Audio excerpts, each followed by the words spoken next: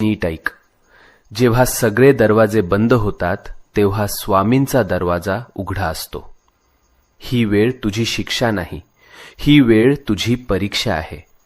आणि परीक्षा जितकी मोठी तितकंच फळही मोठं मिळतं.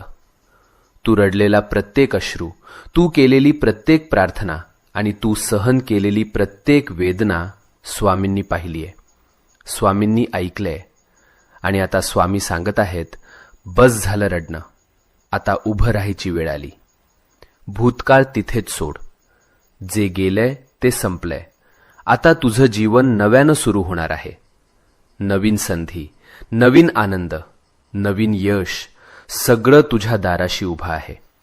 फक्त एक पाऊल पुढे टाक आणि मनापासून सांग, मी तयार आहे स्वामी, माझं आयुष्य बदलायला तयार आहे.